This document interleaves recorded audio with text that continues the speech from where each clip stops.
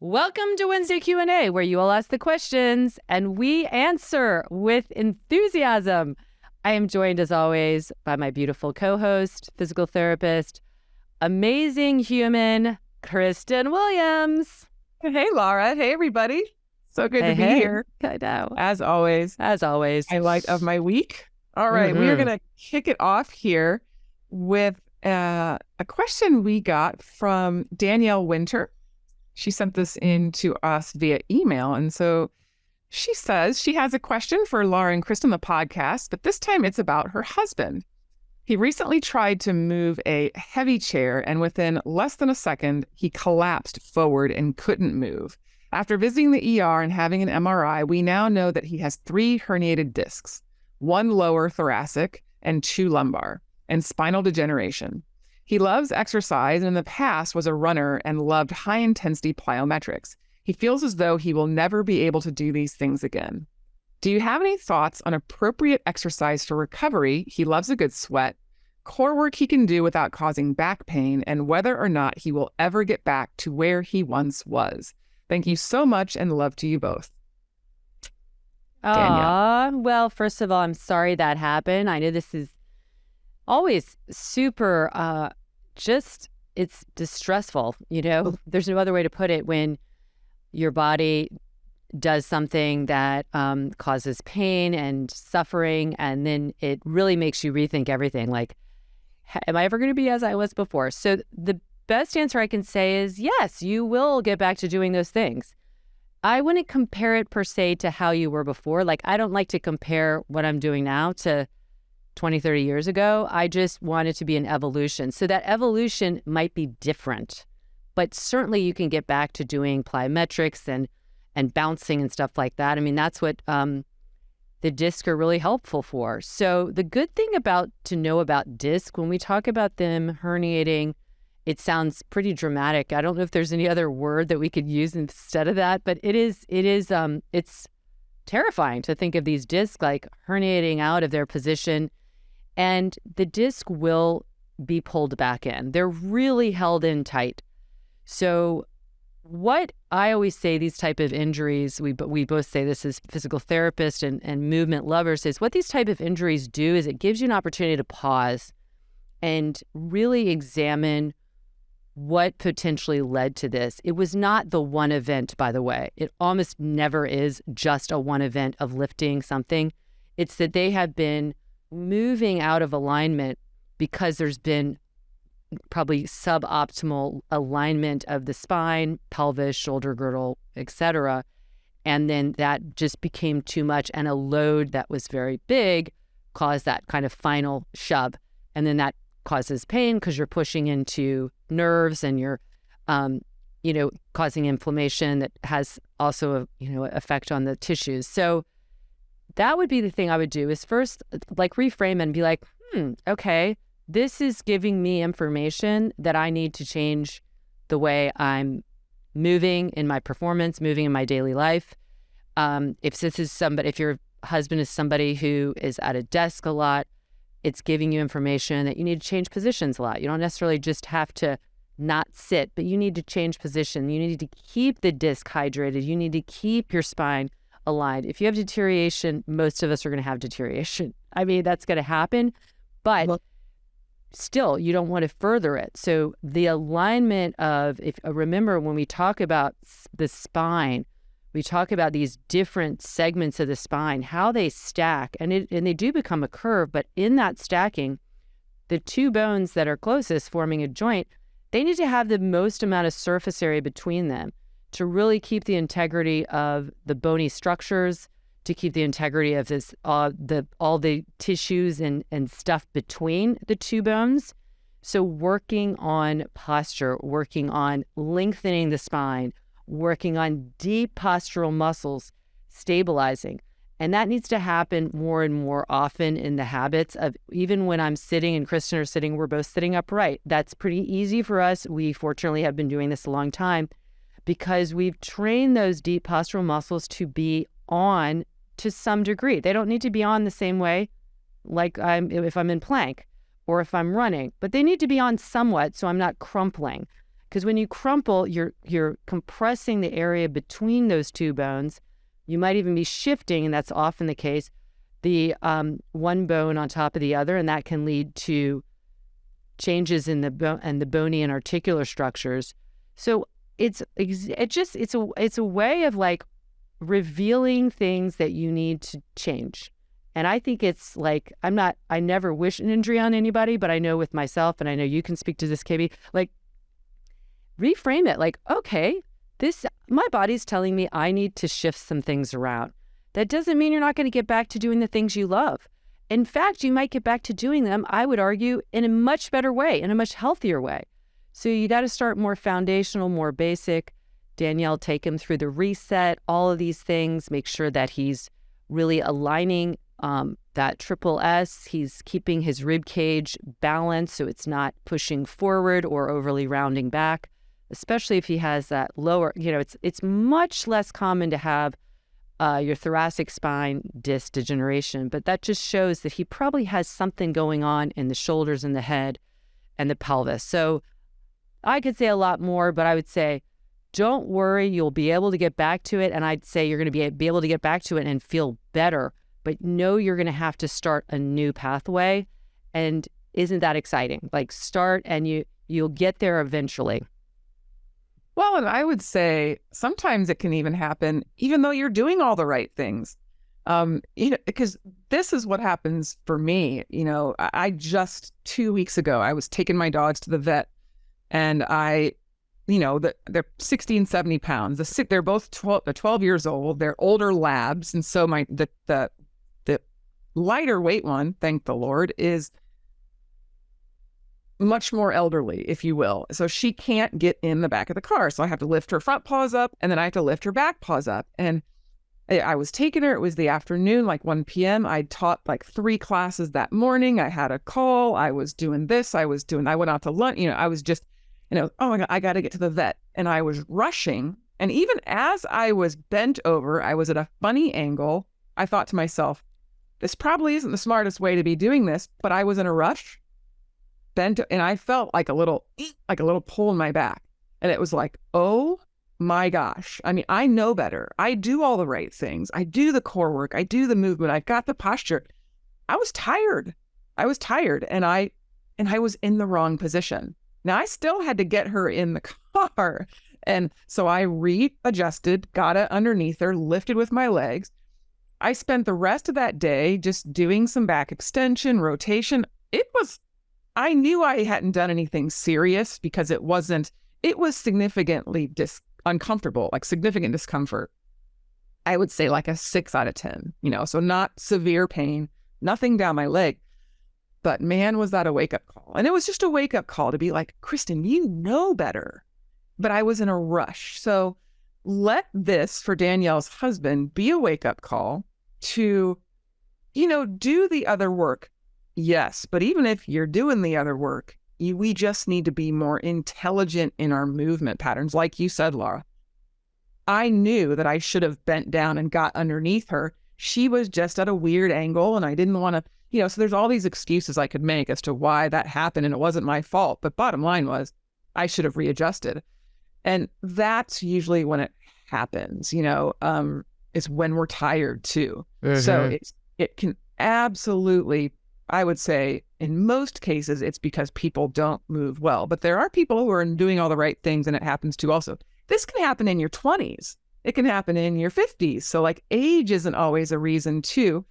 And so I would also, we always say this, but like not to let it get in his head about the fact that he has the herniation and the degeneration. So what? I'm sure I do. Laura, you probably have some degeneration. Absolutely. It's just, that's what happens with age. We are not going to have this picture perfect spine. And I have known people who've had severe herniations with radiating pain and weakness, drop foot, who have rehabilitated their bodies to where they are actually through, I'm going to say, put it out there, I do lit yoga with this person 3 times a day, 3 times a week.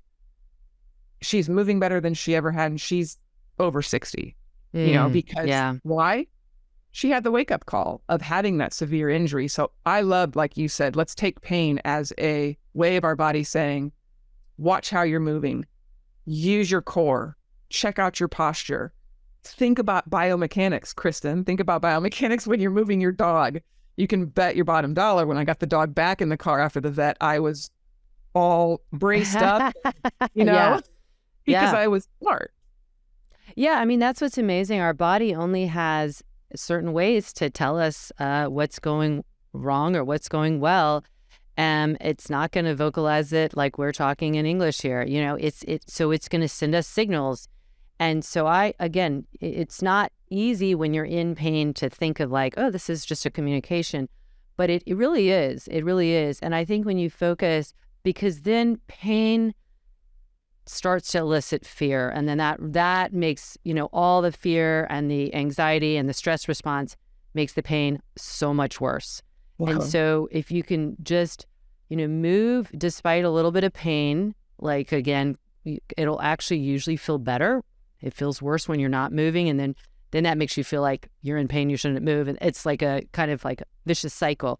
But I love what you said. It can happen to anybody, of course. Yes. You add load when you're not paying attention, you're tired and all that. And it's just because this is another thing when we talk about in lit yoga so much, when we don't do all these kind of really extreme ranges, contortionists of the spine.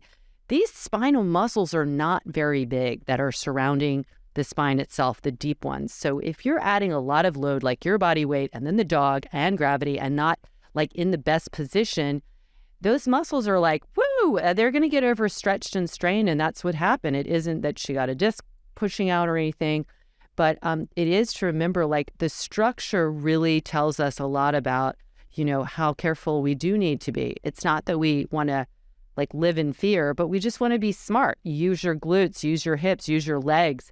Your spine is strong, but structurally it's strong, but the tissue around it is not as strong as, it's just not as big, right? It's just not as big. These muscles are not that big that go right around the spine. So just kind of be aware of that, and have faith it's going to get better, but do the work. That's the key. Do the work to really optimize. We don't just think about the spinal muscles, but we got to think of all the layers within, all the deep abdominals, all the hip muscles. Like how well is your hips moving? Like, I have a feeling if he's a real big runner, maybe his hips, this is a correct time. Mobilize those things. That's right. Let it be the wake up call. Let it be the wake up call. Well, this is another back one. This is from Instagram, Nina Niwa. She said, I've slipped a disc L5S1, have started physio now. What exercises would you recommend? Well, she's in physio, so hopefully she's getting some. Again, this is more of an area that is more common in the lumbar spine, lower L4, L5, L5S1, because Kristen will explain why. Well, yeah. I mean, when you think about, we're usually, when we get injured like that, we are bending over and, at that level. And we aren't, many of us, bending at our hip joint. And you said this in the last call, for Danielle's husband, take a look at those hips. It's oftentimes surprising to me when we do a physical therapy assessment, we will ask somebody, bend over, touch your toes, watching how they do that, watching how they come back up, watching how people squat down, watching how people, reach for something. And a lot of times people aren't moving at their hips, they're moving at their spine. And I'm not really sure when or why that transition happens in our life where we stop moving from the hips. I think if I had to make a guess, it's that we start sitting in a chair more often, where now I can't move from my hips anymore. So I'm moving from my trunk, and I get used to that. I'm bending over. My hips have been taken out of the equation ever since we start school. Let's be fair. We're spending a lot of time in a chair. So we start to lose that movement pattern, which is why that area is hurt so often. It's also a transitional area. Anywhere we have transition from cervical to thoracic spine, we're going to have a different vertebral setup between those two areas. The vertebrae are shaped differently. Thoracic to lumbar spine, we see it. And then lumbo to sacral spine, we've got a fixed sacrum on a very mobile lumbar, last vertebra. So that's where we're going to have a bigger chance of injury whenever there's a transition. So, you know, you get that this is a very common place to get a herniation, and you kind of deal with it as it comes. Yeah, and you know, you go back to, I mean, if you're not on lit, I can't recommend it enough, because we're not going to just take you through movement. We're going to tell you why your spine needs to be in neutral. Of course, your spine is flexible. We want it to be mobile, but we want to know when we need to stabilize with it. In yoga, I mean, in PT, we call it a stiffened spine. Stiffened does not mean like stiff, like, oh, I can't move. It's stiff for strength. It's transmitting energy from the legs. So when you're, like, I would ask you, like Kristen said, how are you leaning over? If you do yoga, this is why we do yoga differently. We're not promoting this uttanasana where your kind of legs are straight and you're folding your trunk over. Why? Because that's what you're doing. You're opening, you're gapping that area between the lower lumbar spine and the sacrum. And then that load of your body weight with gravity is going into that. And so then that becomes the kind of pivot point. We don't want that to be the pivot point. We want you to have a stable pelvis, and then you can extend the spine from that. You can flex your hips from that.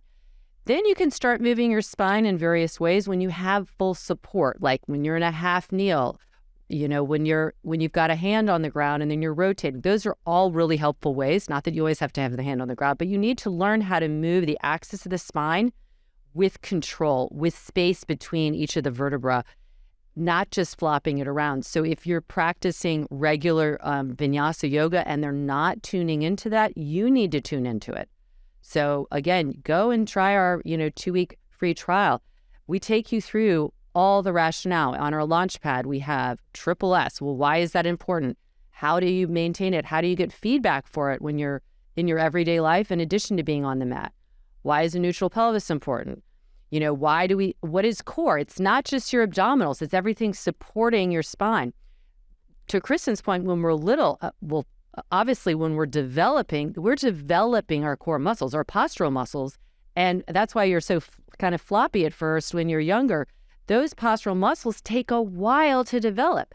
By the time they're pretty ready to go, we start sitting in a chair at school. So those postural muscles get a little snoozy. And then if we aren't purposely putting demand to strengthen them, they'll remain that way. But we're smart. We're going to move and execute a movement in the way we can. So we'll imitate something, and we're not necessarily thinking, where do I need to stabilize? So what we often say in lit is it's important to know what you're moving.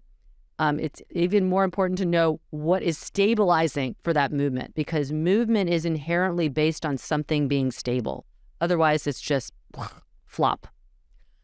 Yep, absolutely. Yeah. And then you find yourself hurting your back and getting the MRI, and then you get It's a scary thought. I think these diagnoses are. It's like a double-edged sword. Yeah, we've talked about it before. Information is good, but there's a solid chance you had that herniation before you had this any reason to get an MRI. So I always, and I think going back to where you talked about fear, that is the beauty of being a PT is I don't fear pain that much, because I've seen it with my own eyes. People get better. I've felt it with my own self, and so because there's nothing that can heighten pain more than fear. So if we can really not fear that pain and, ultimately, like you said, stabilize to move well, move with intention, and then know those vulnerable areas are going to be those transition spots. And, how can we protect them a little bit?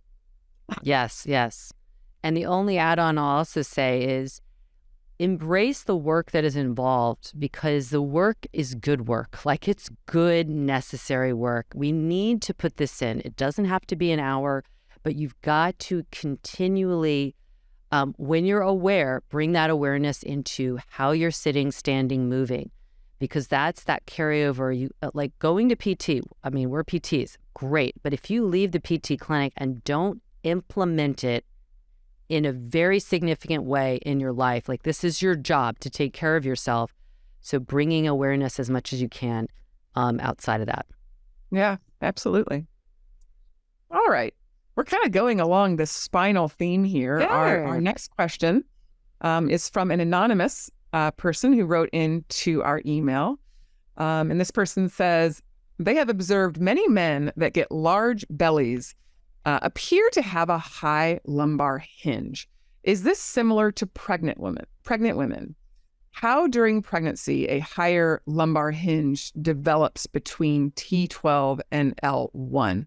So just kind of, I think this person's asking, like, is the large belly that some men develop similar to pregnancy, and does it have the same effects that a pregnant belly would have? And, Laura, why don't you start off by letting people know how a pregnant belly affects the spine, specifically at that transition area that we were just talking about with the last question? Yeah, because so if everybody just puts their hands on their ribs, especially if you're not familiar, your rib cage, that's your thorax, it has accompanying with it, it has vertebra in back, the thoracic vertebra, and then it has the ribs, and we have 12 ribs. And the bottom two do not attach to the sternum in front, but they attach to the vertebrae in back. So they're known as floating ribs, which means they're not really floating, but they're these are not rigid structures. Obviously, we need to breathe, we need to move. So that rigidity or that lack of rigidity is important for breathing, but it can work against you if you have things in your abdominals or in your uterus starting to push against it. It's a very easy place to open up. You can just do it yourself. Just thrust your belly forward. Hey, that's no problem. It's easy to do. And that doesn't come just into the abdominal region. It starts translating up into the ribs. And then feel how the ribs those bottom ribs will pull apart a little bit. But notice what that feels like in the back. It feels crappy to me. I'm sure it does to you too. All right. But that happens in pregnancy because, and it doesn't happen to the same degree for everybody. Some people will have it a lot. It depends a lot on your height. If you're the way your baby's growing, sometimes women go more laterally. I know with Olivia, I went more kind of all around and I didn't ever feel that pitch. With Jonah, it was like straight out. And so it definitely got more up into that lower thoracic upper lumbar. So I definitely had that, but I had pretty tight, good abdominals that were giving me a snug, firm comeback. But, at some point, it's just mass is going to go somewhere. So for this person noticing with men, yeah, if they have that kind of barrel belly, it's not just the kind of abdominal gut area. It's going to go upwards because our abdominals attach all the way up to the xiphoid process, which is above that lower rib. And that's kind of corresponding to the area of the bottom thoracic vertebra. So if that pitches forward, it is just that whole back area of the lower thoracic upper lumbar is getting compressed. All the tissue's getting compressed. Of course, the bony structures are getting compressed, and that just is going to feel crappy. Of course, you've got your weight forward. Well, it's got to balance above and below as well. So you might balance it below by pushing your knees back, kind of counterbalancing the forward movement. You might push you might round your shoulder. There's it's not just in that area, but that area is usually the one that's going to kind of speak out.